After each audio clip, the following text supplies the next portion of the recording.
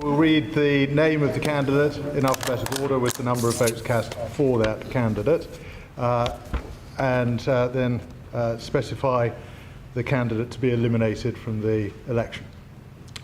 Badenoch, 59 votes. Mordaunt, 92 votes. Sunak, 118 votes. Truss, 86 votes. There was one spoiled ballot paper. We had a full turn, we had one vote not cast. So Kemi Badenoch is eliminated from the election. The remaining three candidates will proceed to a final ballot of the parliamentary party tomorrow. This will take place, I mean it this time, will take place between 1 and 3, with the result declared at 4 o'clock tomorrow afternoon. Thank you. Good.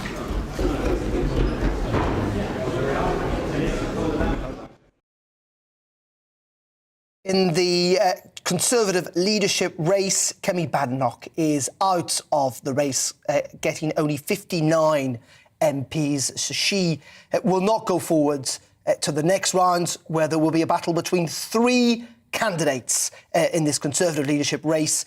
Liz Truss got 86 votes. She's currently in third place.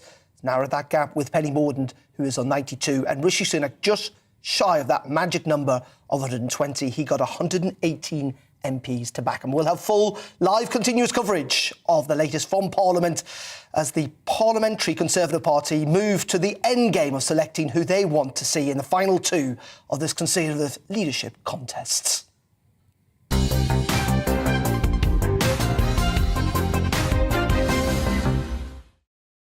A very good afternoon. Welcome to the programme. This is The Briefing with me, Darren McCaffrey, an hour of the latest political news, debate and analysis here on GB News. And what an afternoon it is. We are now down to the final three. The MPs tomorrow will decide between Rishi Sunak, Penny Mordaunt and Liz Truss to decide who goes forward into the final two, where the Conservative membership will select who wins on September 5th. Let's go live to Parliament now.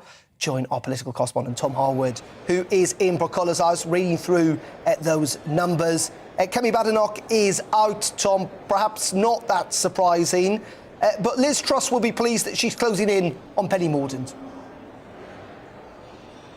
Yes, some might be surprised by how well Liz Truss did out of this round. Let's remember the person who went out at the last round was Tom Tugendhat, someone seen to be on the left of the party, someone who wasn't proposing a big economic change in direction, wasn't proposing a lot of tax cuts. Well, unless there's been some skullduggery going on and a lot of churn, as no doubt there is sometimes with what's sometimes referred to the most sophisticated electorate in the world, often referred to as the most duplicitous electorate in the world, that is, of course, Conservative MPs, well, either there's been a considerable degree of churn, or quite a few of those Tom Tugendhat backers have actually gone to Liz Truss. She's taken on around 15 extra votes, getting up to 86 there. Now, Penny Mordaunt's also climbed, but only around by 9, up to 92, and Rishi Sunak still not over that 120 threshold that would guarantee a spot in the final two. Now, it's likely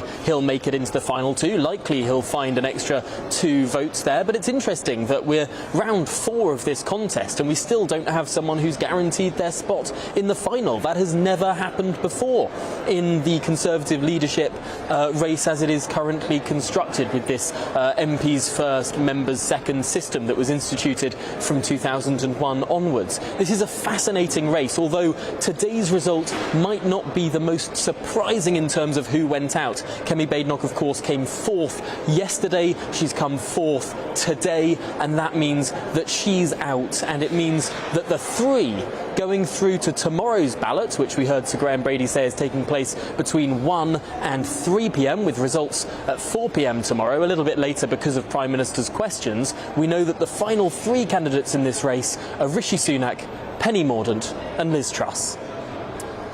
As always with this, we're now looking forward, aren't we, Tom? And we're looking towards tomorrow's vote. It's going to be pretty close, one would suggest. Where do we think, though, the Badenochs, those MPs, those 59 MPs, may well go to? I suspect probably a big chunk will go to Rishi. That's why he'll get over the line. The big question is, where do they break between Penny Mordaunt and Liz Truss? I think it would be very surprising to see a large number go to Penny Mordaunt. Penny Mordaunt is really going to struggle tomorrow. She's been on the more socially progressive side of the party. She's been painted as more of a liberal-leaning conservative. And especially on economic issues as well as social ones, she's seen as more of perhaps a Cameroon. Now, Kemi Badenoch's supporters are more people on the traditional right of the party, more Thatcherite in how they see the world. And Kemi Badenoch has also been presented as someone who's a bit more of a candidate for people who favour conservative cultural issues. So it'll be hard for Penny Mordaunt potentially to attract many of those. I think the big question is how many of these people split for Liz Truss versus Rishi Sunak, and if enough go to Liz Truss and she manages to leapfrog Penny Mordaunt, it could well be the final that actually at the start of this contest, before a lot of the parliamentary drama that we've seen over the last week or so, at the start of this contest a lot of people were saying this was going to be Rishi Sunak versus Liz Truss, that this contest was going to be economic continuity versus economic change. And that seems to be the way that the race is shaping out. If I was a betting individual, I would be putting my money on tomorrow's results being between Rishi Sunak and Liz Truss.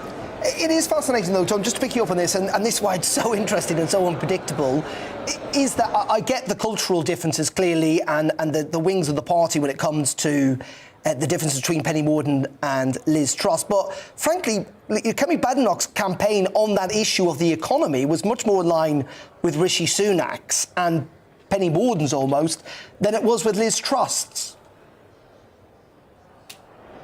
That's certainly true, and there's been a lot of rumour that those around Kemi Badenoch and indeed Kemi herself have been relatively close to Rishi Sunak over the last few days. But, and here's the crucial distinction, those who back a candidate don't always follow the way that that candidate goes. We saw when Suella Braverman was knocked out, Suella Braverman endorsed Liz Truss, but actually Kemi Badenoch picked up more of her supporters. Now, might the reverse happen? For example, were in a hypothetical world Kemi Badenoch to endorse Rishi Sunak, potentially more of her supporters might not go to Rishi Sunak and might go to Liz Truss instead. As we have discussed many times on this channel, the unpredictability of the Conservative electorate can never be underestimated. The fact that these backers of MPs, backers of candidates, don't always follow what those candidates say and might have their own reasons. Potentially a few Kemi Badenoch people might go to Penny Mordaunt because she's seen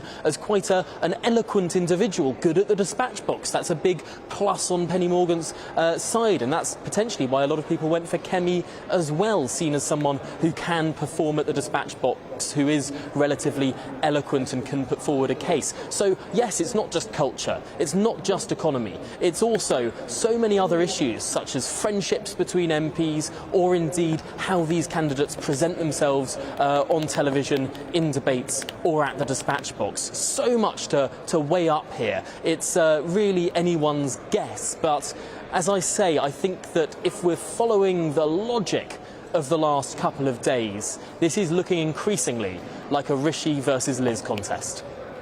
Tom, as always, great stuff. Keep across it for us. We'll be back with you later on and throughout the afternoon as the reaction to that pours in. Tom Allwood live for us there at Buckhurst House in the belly of the beast of Parliament, reporting live for us this afternoon. Delighted to say, Michael Fabricant, Conservative MP for Lichfield, joins me in the studio. How are you? I'm very well. I'm just thinking there's a certain irony, isn't there, of Tom being in the House of Commons and me being here. What do you make of that? Well, it was an interesting result, wasn't it? I mean, Penny went up by 10 points, but Liz Truss went up by 15. I agree with a lot of what Tom was saying just now. I think there is also an element in the Conservative Parliamentary Party of anybody but Rishi. There will be some people who felt that he didn't give Boris Johnson the support. He wasn't always there on the front bench when perhaps he could have shown support for Boris when there were some very, very tough debates. And, of course, he had prepared his website, as had others in this leadership campaign, some while back. So it'll be interesting to see how those votes will go. I mean, Tom is absolutely right when he says, you know, some of it will be personal friendships, some of it will be, you know, depending on whether or not they agree with someone's views. Others will be, you know, on how they actually perform. But one thing we know for sure, there is no such thing as a movement en bloc. The ERG, of which I'm a member, went all sorts of ways yesterday, didn't they? That's right, and yet they'd given an instruction, almost, to vote in a particular way. In saying that, you know, there is a sense that Liz is closing in now on Penny Mordaunt. Would you expect that most Badenoch supporters would row in behind Liz rather than Penny? Not necessarily. You really can't tell. I mean, Liz has her advantages and disadvantages. I think a lot of people also... Because you're backing Penny Mordaunt, I'm backing Penny Mordaunt, and a lot of people, so I declare my interest, a lot of people feel that Penny Mordaunt has been rather unfairly, you know, singled out for some of these issues, particularly the trans issues. I mean, others will recognise that she was actually the Equalities Minister. So is it surprising that she has a meeting with Stonewall to discuss trans issues? It would have been surprising, perhaps, although I've had meetings with Stonewall to discuss trans issues, and I'm about... Isn't this the most extraordinary thing? I'm just reading, in the last couple of minutes, the London Fire Brigade are declaring a major incident in London because there's fires burning down people's homes. Sadiq Khan's going to speak to the Commissioner. We've had a record-breaking temperature in the UK today. And yet, you know what? Climate change is hardly featured in this Conservative leadership race. Trans issues have, which affect so few people. Yeah. Frankly, lots of people don't really care about it. Why is that? Why is, on the day in which, you know, we're literally seeing people's homes burned to the ground because of record temperatures, that climate change has not been a bigger issue? Well, I think it's because people have been picking on the trans issue. It's been, just like I talked about, there's an element in the Conservative Party which says anybody but Rishi. And that's particularly, by the way, so with the membership of the Conservative Party who felt... Well, we saw those polls today, didn't we? That's right. And they feel, rightly or wrongly, that he's been duplicitous. Whether that is the case or not, it might be very unfair. But, you know, Penny Mordaunt was the front runner behind Rishi, if that's possible to be a front runner behind anybody. And they've been trying to attack her on any issue at all. And as I said, she's been Equalities Minister, so she would have to deal with issues like trans issues. And you're absolutely right. I mean, Stonewall told me that fewer than 1% of the population would regard themselves as being trans, and they're an important element in our population. But sadly, even fewer people even care about it. Yet, you know, this is an internal little fight going on between the 360 or so members of the Conservative Party at the moment, the parliamentary party, and then, of course, it goes out to the 180,000 who will then make their selection. In saying that, I know you're supporting Penny Mordaunt, and I get your point that there are people out there who feel that Rishi Sunak was disloyal to Boris Johnson, probably one of the reasons in those Conservative membership polls he's not performing as well as he is among MPs, certainly. But couldn't the same be said of Penny Mordaunt? Yes, she didn't resign, but let's be clear about this. She had been organising a campaign to run for leader for many months. She's admitted that herself. But some of her bosses have said that she was nowhere to be seen within departments. Maybe she was so focused on her future leadership bids that she wasn't a very effective minister.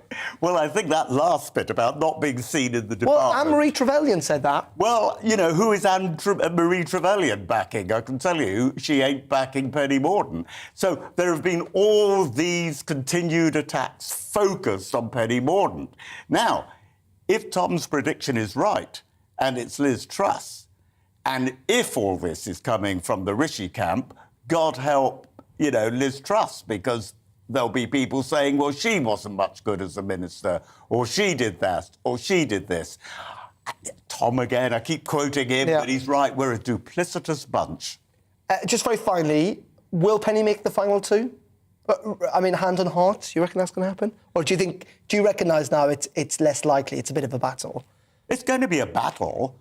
I'm no good at predicting anything. You know, I said to Penny Mordaunt, I'm a real jinx, because everybody I've backed has been, in my opinion, the best choice over the years, and they've never come through. It all depends on how the Penny Badenoch vote splits. Okay, well, some will go with Rishi, But, you know, there will be a number I know who will go for Penny, and I hope she gets through. I'm not going to ask you for the lottery numbers then. Michael Fabricant, thank you, as always, for joining us in the studio this afternoon. Let's go back over to Parliament, though, speak to Conservative MP Victoria Atkins, who is backing Rishi Sunak and joins us down the line. Victoria, good afternoon to you. What did you make of that? Good Rishi afternoon. got Hello. pretty close, but not over the line. Actually, I think it's a great result. Look, you know, this is rightly a tough contest. To become the Prime Minister of our great country deserves to ensure that we have the best possible slate of candidates, but also that they're put through their paces. So I'm delighted that Rishi has not only secured the number of votes he had last night, but he's added to it, and I know that he will welcome the forthcoming day or so of hustings and conversations to secure more support for his campaign. Interesting, though, he did only add on 3 MPs. There was a sense that, you know, particularly with Tom Tugendhat and his politics, that he should have done better. Why do you think that is? Why were, among those, nearly 30-odd, 31 MPs, I think it was, why didn't more of them row in behind the former Chancellor? Well, far be it from me to claim to know the intricacies of 330 colleagues' voting intentions. It is possible, I put it no more firmly than that some of them may have been thinking about who they would like in that second spot. But for me, my decision was absolutely clear. I wanted to vote for Rishi because I fundamentally believe he will be a great Prime Minister for our country. In many ways, though, isn't the problem for Rishi Sunak is that he's kind of the continuity candidate at a time in which some of your colleagues, quite a few of your colleagues, and maybe quite a lot of the membership want to see change, in the sense that they do not want to see a Conservative government where tax remains at a really high level, where, you know, we know this. One of the reasons Boris Johnson was unpopular with some of your colleagues was because he agreed with that economic standing, that it was more important in some ways to try and tackle the debt than it was to bring about tax cuts now. Look, I think the most urgent problem actually facing both our country, but of course the next Prime Minister, are the cost of living pressures that are already being felt by millions across the country, and we fear will get worse as winter looms and as energy prices, if they continue to go up in the way that they have. And this is where Rishi's experience as Chancellor is so vital, I think, because, you know, there isn't a lead-in time for the next Prime Minister. They will be declared on the 5th of September. They will take office on the 6th of September. And the moment they step through that big black door that's so famous the world over, they will be given national security briefings. They will be asked to make decisions about how the economy is handled, how to help with NHS backlogs and so on. And what Rishi has shown as Chancellor, in the short time that he has been Chancellor, he has shown an extraordinary resilience. He has shown an ability to take very tough decisions very quickly. If you think of the furlough scheme, that was worked up in a matter of days, and it helped save 11.6 million jobs. Countless businesses have been saved through the pandemic as well. Many in my own constituency, incredibly grateful for the help that they had received from the government during the pandemic. And it's this sort of, if you like, experience, but also this range of abilities to look after not just the economy, but all the other aspects of life that we care so very much about, that we really, really need the next Prime Minister to be able to do. And I firmly believe, having known Rishi for some time now, that he is best placed to do that. But in the end, it's not Conservative MPs who are going to decide this. It is, of course, Conservative members, the 160-odd thousand of them. If you look at 97, 2001, 2005, the candidate who topped the poll amongst MPs didn't go on to win among the membership. And we've seen two YouGov polls in the last week in which Rishi Sunak loses to every other candidate he's up against. That has not changed, and he's the most recognisable candidate to Conservative members. Do you recognise that there are a lot of Conservative members out there who, frankly, have seen Rishi Sunak, who know Rishi Sunak, but just don't like him? So this is the critical difference between the leadership contests you've cited and today, this month's contest, is that those previous contests happened when we were in opposition. And so the people that we were thinking about, that members were considering, would have time to establish themselves, to build up their opposition front benches, to really sort of settle into the role as opposition leader of the opposition. Of course, this is very, very different now. We are not electing just the leader of our party.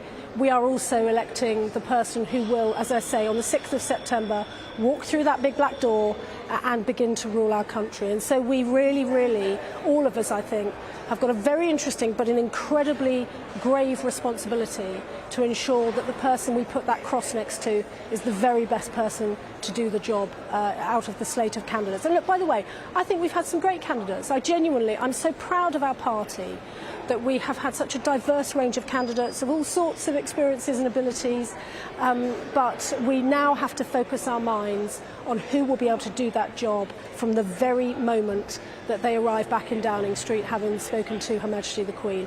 And that, for my money, is Rishi Sunak. OK, well, we will see, and I'm sure we'll be talking to you lots in the days ahead. Victoria, as always, thank you very much indeed. Victoria Atkins now joins us live from inside Parliament this afternoon. Just to bring you up to date with that news in the last couple of minutes, Sadiq Khan, the Mayor of London's tweeted that the London Fire Brigade has declared a major incident in the capital due to what he calls a huge surge in fires throughout London today. He says that the fire service is under immense pressure. We'll bring you more on that throughout the news bulletins throughout the afternoon. But coming up in just a couple of minutes here on The Briefing, we're going to be talking about the Tory leadership race. Kemi Badenoch is out. We're down to the final three. Who's it going to be? We'll be talking about that and much more in just a couple of minutes. But first, we're going to take a quick break. I'll see you soon.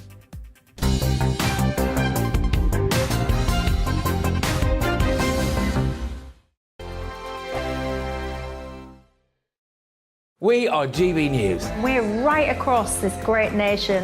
On TV. On radio. On digital. Absolutely everywhere. We don't talk down to you. We embrace all voices with honest and civilised conversation. We are not part of the establishment. We're one of you. And we're only getting started. Join us on GB News, The People's Channel.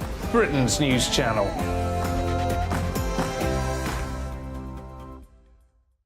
Hi there, it's Stephen and Anne. At breakfast from 6 a.m, you'll always be caught up with everything you need to know, the latest headlines, opinions and debates. We'll bring you the good news and the bad, but most of all, we're here for you. Remember, send in your views and let us know what you would like us to talk about. That's because we're your news channel. And every morning at 6 a.m, it's breakfast on GB News. My name's Tom Harwood and join me 9:30 a.m. every weekday for The Briefing, your one-stop shop for everything you need to know about what's going on in politics today. I wonder if this is a deal that might need to be like the biscuits in this factory, twice baked. Is there not an opportunity here to win out against the extremes? Tom Harwood, GB News. What are you going to do about it? Things should have been done differently, and they certainly are being done differently. Don't miss it. The Briefing with me, Tom Harwood, 9:30 Monday to Friday on GB News. Where would you like to go? Just take me to the studio, please, Matt. You know where you're going. I've got a show to do. Friday Night Feast on GB News, 7 p.m. And it's like nothing you've ever seen before. We take a different angle on the week's biggest news stories. The viewers and listeners set me some absolutely mad challenges to do. We tried to rehome a rescue dog. And yes, there's some other wacky stuff in there as well. I feel like I could take on the world. Well, that's that. Friday Night Feast with me, Patrick Christie's, every Friday, 7 till 9 p.m. on GB News. Be there. Join me, Darren Grimes, for Real Britain every Saturday and Sunday from 2 p.m. A news hour that comes with a trigger warning. Scorching hot opinion with prominent guests saying the unsayable and a little bit of weekend fun thrown in. Unlike other broadcasters, I won't be forgetting what the B in our name stands for. So howie in for Real Britain Saturday and Sunday from 2 p.m.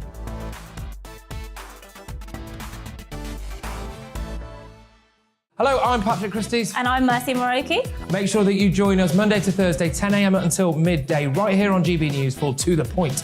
We're not afraid to talk about the topics that matter to you or the big topics that always matter. We cover absolutely everything, from the breaking political stories of the day to law and order, what's going on in the channel. We're not afraid to hold people to account. We always make sure we include your views on our show. Indeed, if you're thinking it, you can guarantee that we're saying it. So make sure you join the conversation with us 10 a.m. until midday, Monday to Thursday, for To The Point on GB News.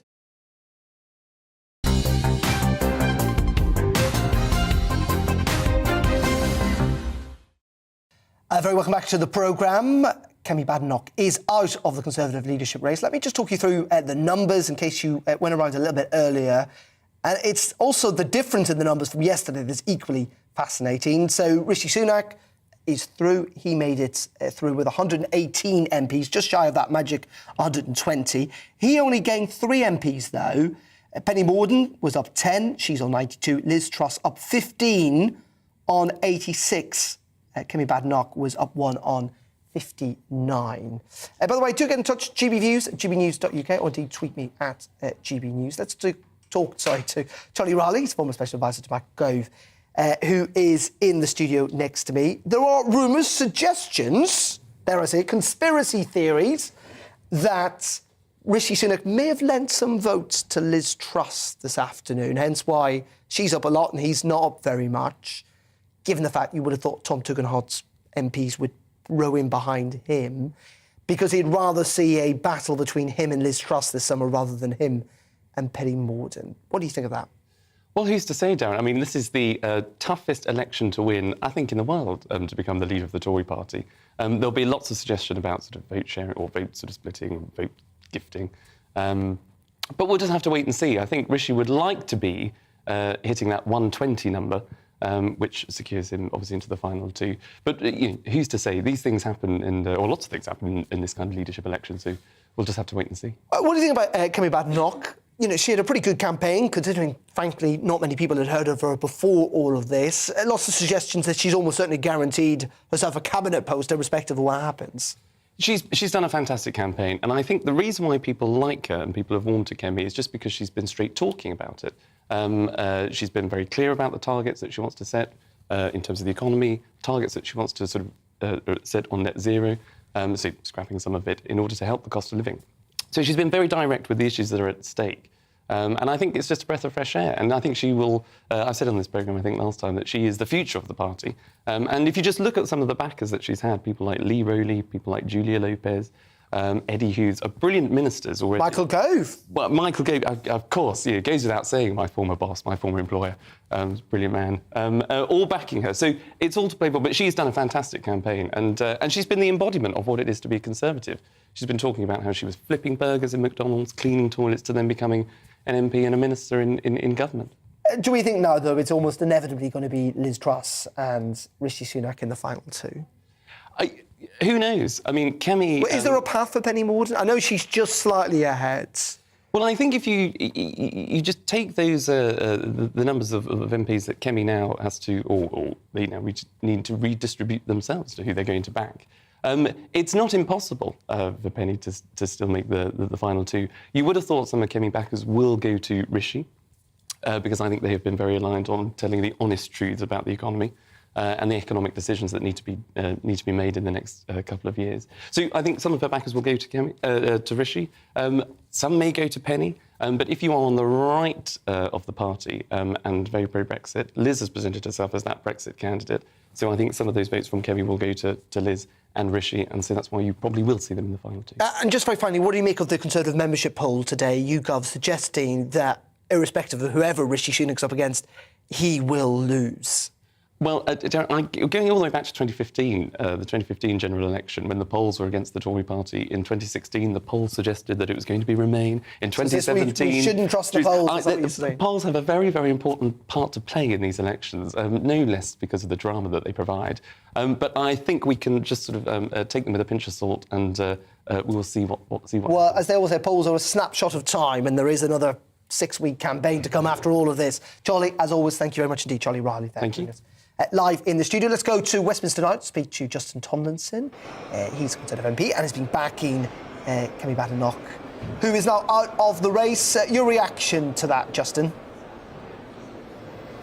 Well, it's mixed. Look, I'm genuinely disappointed. Kemi was a fantastic candidate from a standing start. People didn't think she'd get her nomination signed. She didn't think she'd survive those early rounds. And each round we went up, and the momentum was very much with us. A huge amount of excitement and intrigue amongst colleagues. And frankly, she was a breath of fresh air that added that extra layer of intrigue to this contest. And I'm just disappointed, genuinely disappointed that we couldn't get her over the line today. We had a lot of conversations, but we couldn't just quite do it. But to come forth from that standing start with is something that all of us can be very proud of.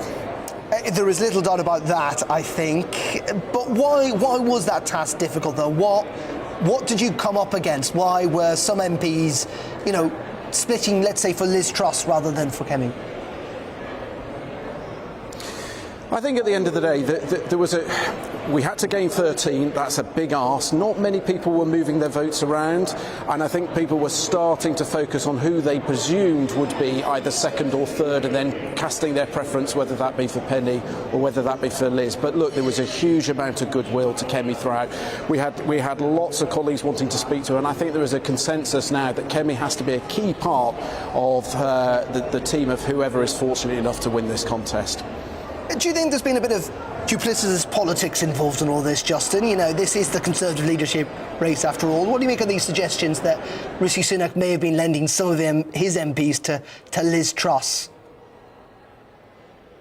I don't think so, because these leadership contests are about momentum.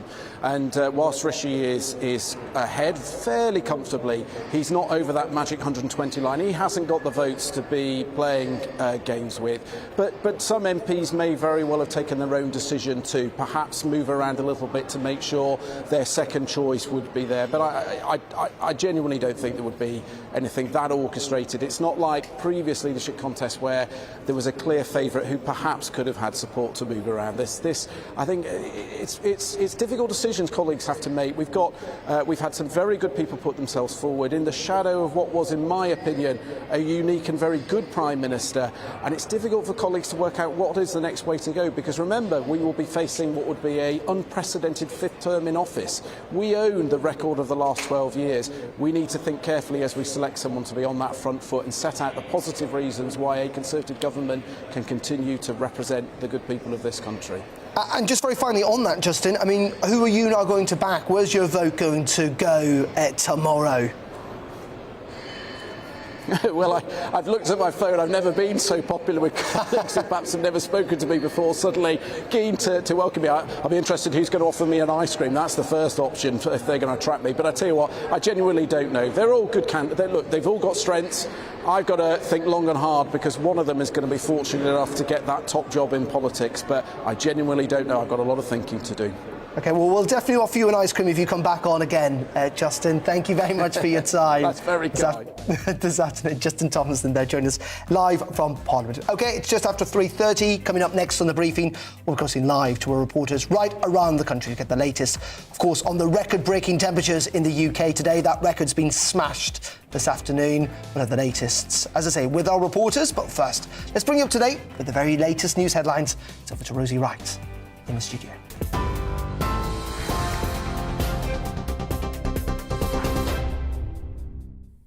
Good afternoon, it is 3:34. I'm Rosie Wright, keeping you up to date on GB News. Kemi Badenoch is out of the Conservative leadership race. MPs have been voting this afternoon for the new leader of the Tory party in a secret ballot. The former Chancellor Rishi Sunak secured the most votes, with support from 118 MPs. The Trade Minister Penny Mordaunt came second with 92 votes, and Foreign Secretary Liz Truss secured 86. The next and last ballot among MPs takes place tomorrow, where the candidates will be whittled down to the final two. Then the Conservative Party will choose the next Prime Minister. A grass fire has broken out in Dartford in Kent, with 12 fire engines tackling the blaze. Kent Fire and Rescue Service are warning drivers on the A2 to take extra care, as the smoke is causing reduced visibility. Meanwhile, the Mayor of London says London Fire Brigade have declared a major incident after a surge in fires across the capital. 100 firefighters are currently tackling a large fire which is spread to a residential area in Wellington in Greater London. Well, the UK has recorded temperatures of over 40 degrees for the first time ever. The Met Office say a provisional reading of 40.2 degrees has been measured at Heathrow.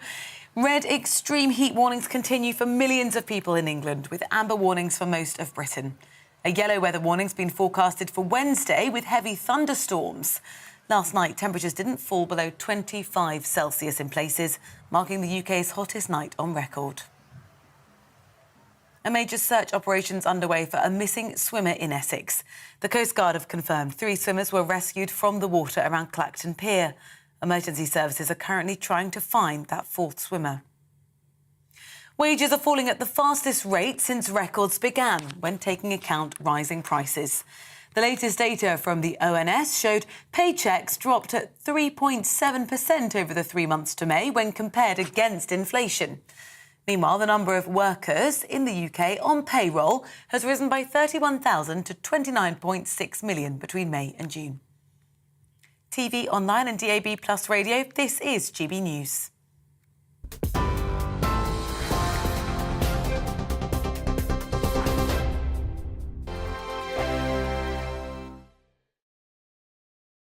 We are GB News. We're right across this great nation. On TV. On radio. On digital. Absolutely everywhere. We don't talk down to you. We embrace all voices with honest and civilised conversation. We are not part of the establishment. We're one of you. And we're only getting started. Join us on GB News, The People's Channel. Britain's news channel.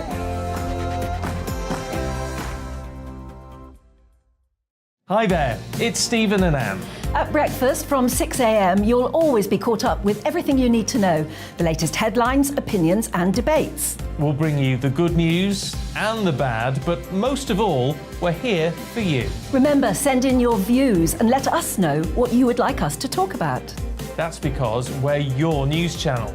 And every morning at 6 a.m, it's breakfast on GB News. My name's Tom Harwood and join me 9:30 a.m. every weekday for The Briefing, your one-stop shop for everything you need to know about what's going on in politics today. I wonder if this is a deal that might need to be like the biscuits in this factory, twice baked. Is there not an opportunity here to win out against the extremes? Tom Harwood, GB News. What are you going to do about it? Things should have been done differently, and they certainly are being done differently. Don't miss it. The Briefing with me, Tom Harwood, 9:30 Monday to Friday on GB News. Where would you like to go? Just take me to the studio, please, mate. You know where you're going. I've got a show to do. Friday Night Feast on GB News, 7 p.m. And it's like nothing you've ever seen before. We take a different angle on the week's biggest news stories. The viewers and listeners set me some absolutely mad challenges to do. We tried to rehome a rescue dog. And yes, there's some other wacky stuff in there as well. I feel like I could take on the world. Well, that's that. Friday Night Feast with me, Patrick Christie's, every Friday, 7 till 9 p.m. on GB News. Be there.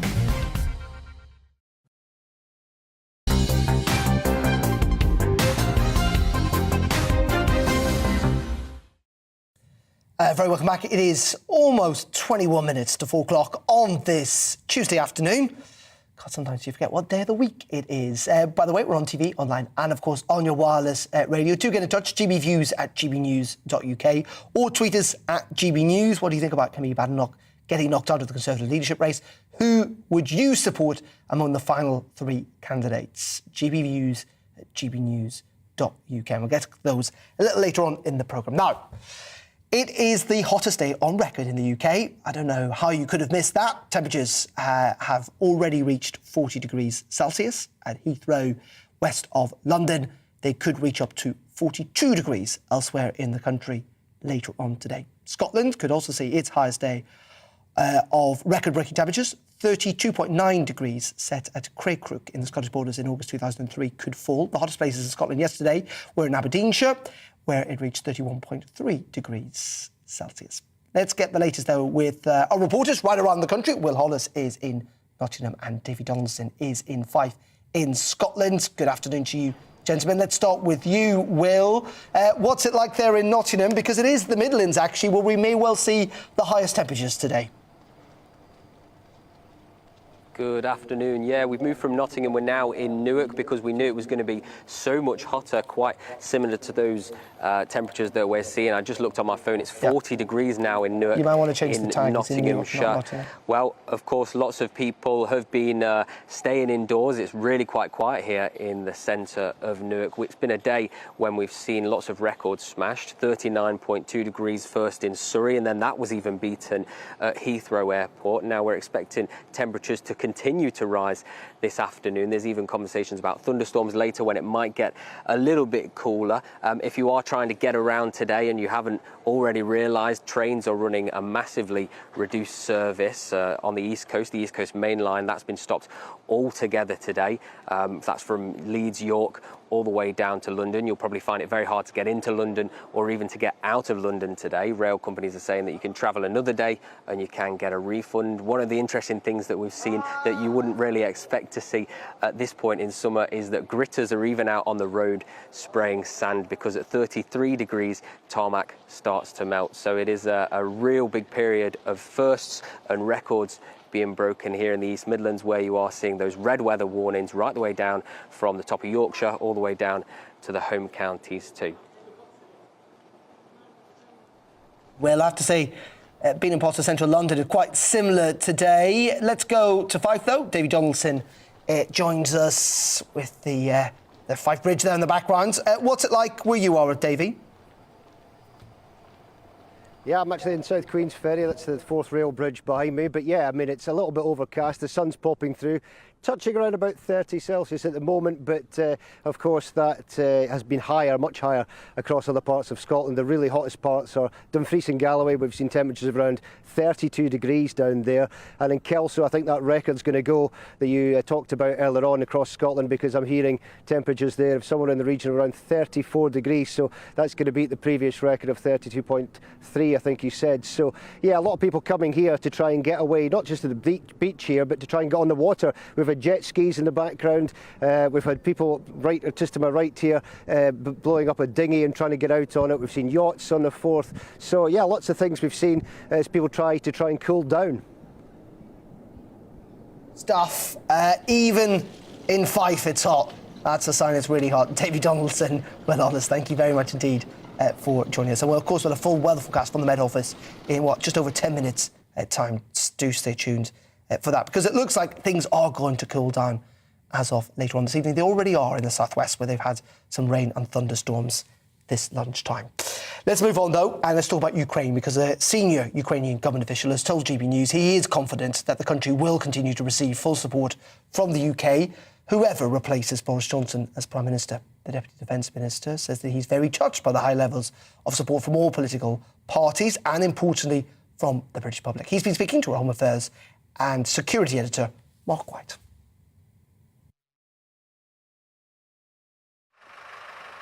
In Ukraine's second city, this is what months of Russian bombardment does.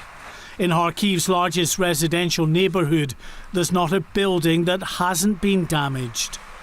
Although the main battles are now being waged many miles from here in the Donbass and in the south, this war of attrition is being felt far and wide.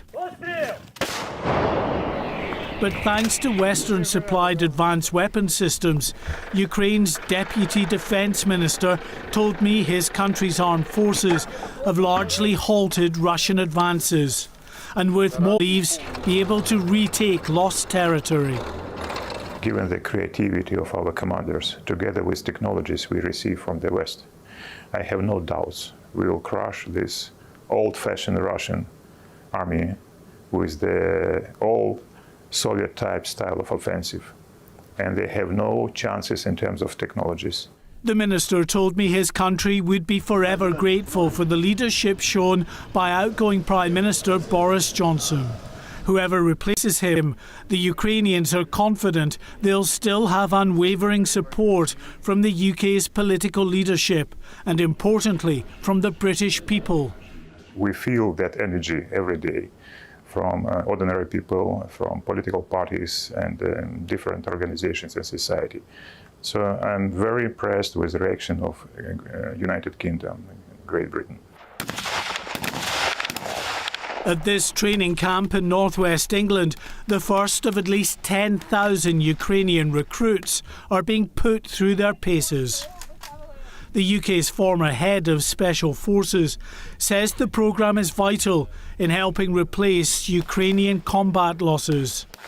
But those losses are, he says, being felt just as keenly by the Russians. And to sustain those numbers, eventually they will need to mobilise, or perhaps they'll come up with a form of words as they have done for the war. They will need more men. They're fighting along a 500-mile plus front. That's the distance from here north of Edinburgh. It consumes manpower.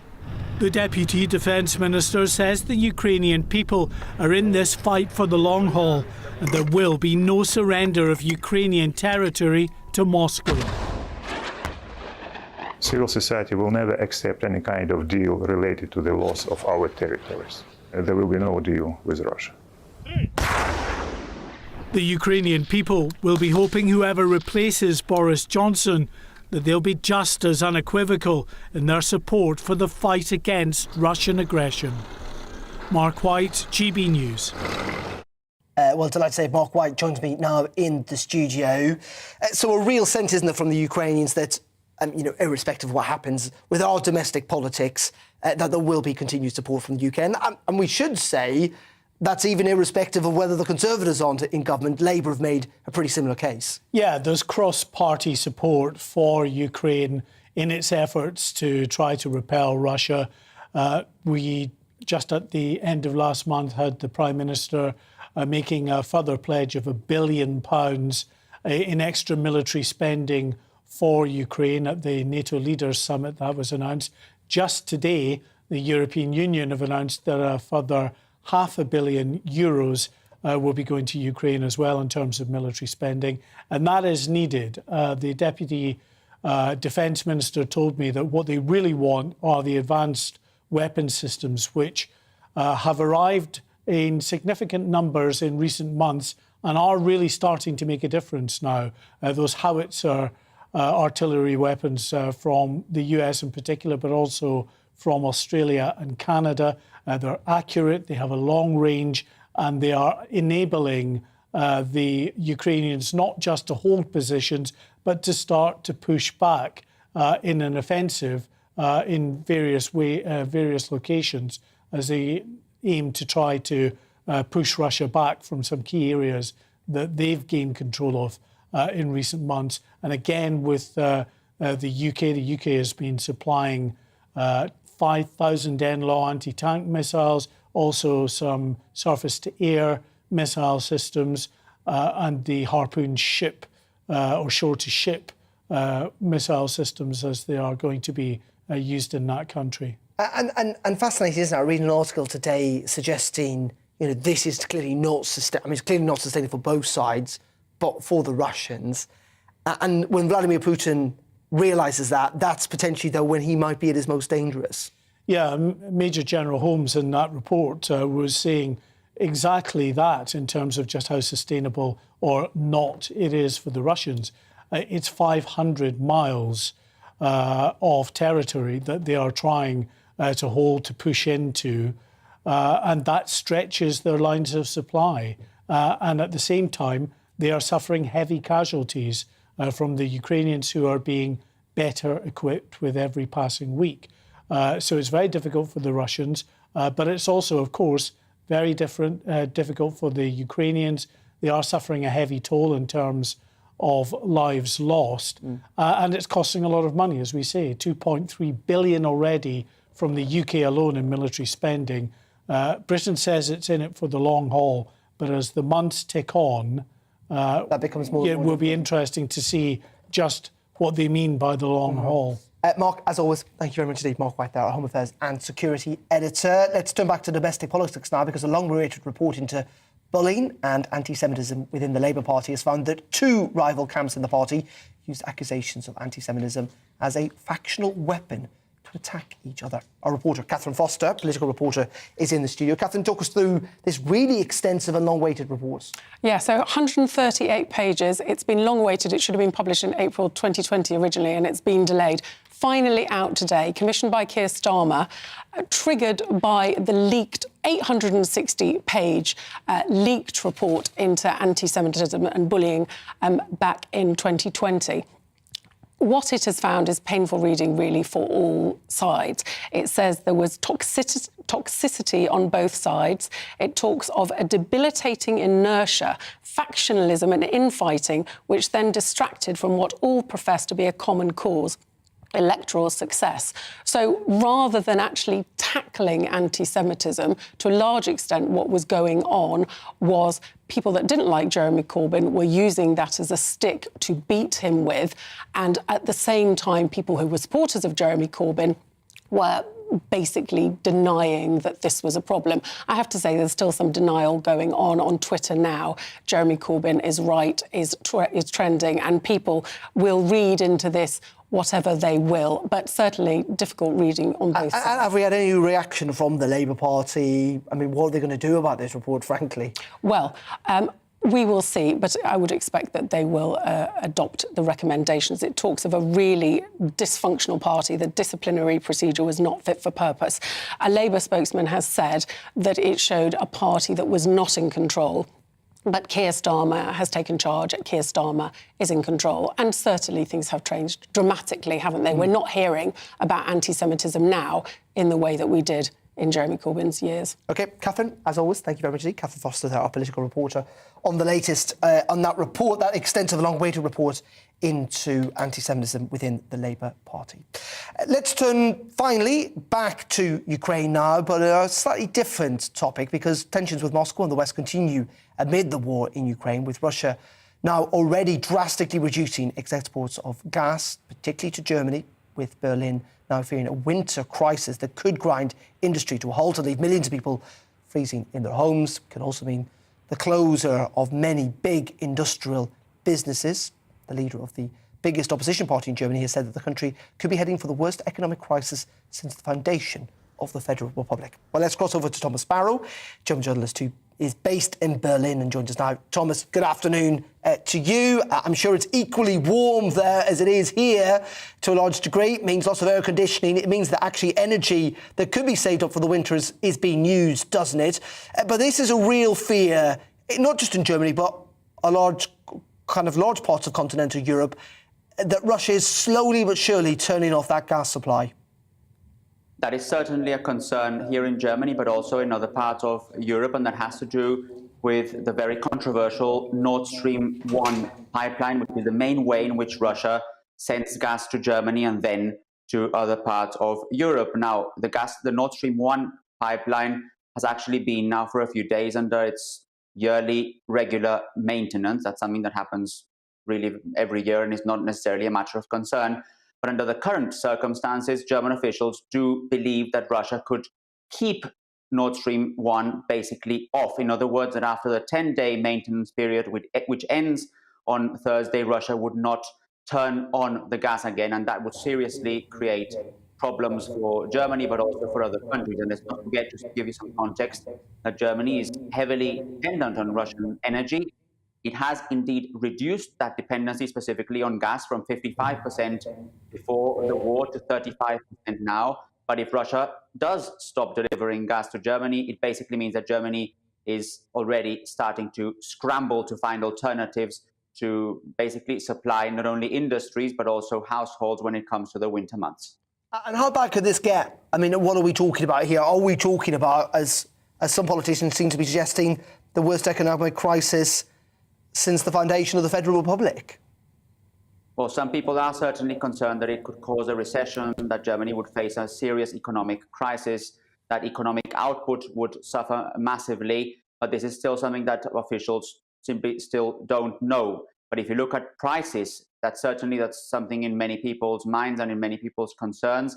There's an association, for example, representing thousands of homes and households that is saying that people next year would have to budget up to 3,800 euros extra to pay for energy costs. And 3,800 euros is sort of the average monthly salary for a full-time employee here in Germany. So that gives you an idea of how concerned people are about the costs that will be coming. Now, there was a recent poll asking people to evaluate their own economic situation. Most people still said that their private economic situation is good, but when they asked them what the economic situation would look like in a year's time, many indeed said that they think it will be worse. And just to give you an important element here, Germany's economy has always been at the center of Germany's international role. So Germany's power comes ultimately from its economy. If its economy suffers, then Germany's role internationally might also be affected. And that's why, essentially, officials, starting from the Chancellor Olaf Scholz, but also ministers and local politicians as well, are trying to make sure that this whole gas situation and the situation beyond gas as well does not turn into a long-term problem for the country. Indeed, and potentially for the wider European Union as well. Tom Sparrow, as always, thank you very much indeed for your time this afternoon. OK, that's it for me on the briefing today. Didn't have a time to chat to Colin Brazier, but I think he might be talking about the Conservative leadership race in just a couple of minutes. He's on air from 4 o'clock. Oh, and he's going to be talking about the weather, he tells me, as well. I'll be back, of course, at 3 tomorrow. We're going to find out in our programme who is going to be in the final 2 of that leadership race with a big vote in Parliament. But for me, for now, I'll leave you with the weather from the Met Office, and it's hot, but it's going to get cooler. I'll see you tomorrow. Hello, I'm Aidan McGivern from the Met Office.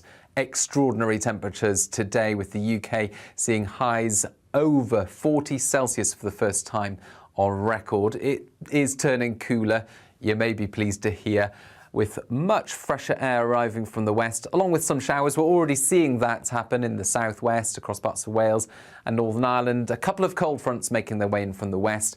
They will displace the heat over the next 24 hours. They will bring some showers into the Midlands, eastern England during the evening. Some welcome relief, I think, from the excessively high temperatures during the afternoon. And then overnight, well, that fresher air arrives, but still a fairly muggy night. 18 in Cardiff, 20 in London, 14 for Belfast and Glasgow. And it's a fine start, actually, for eastern and central parts of the country. Some sunshine first thing. Thicker cloud for Wales, the southwest, Northern Ireland, as well as parts of Scotland, with a few showers around.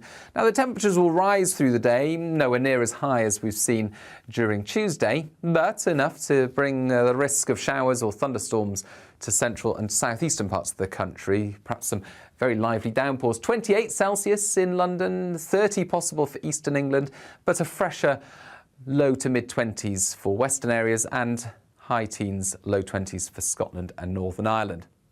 Any showers or thunderstorms clear through during Wednesday evening, and then overnight clear spells once again. And by this time, it really will be a fresher night, with temperatures in the south, 15 or 16 Celsius, 12 or 13 for Scotland and Northern Ireland.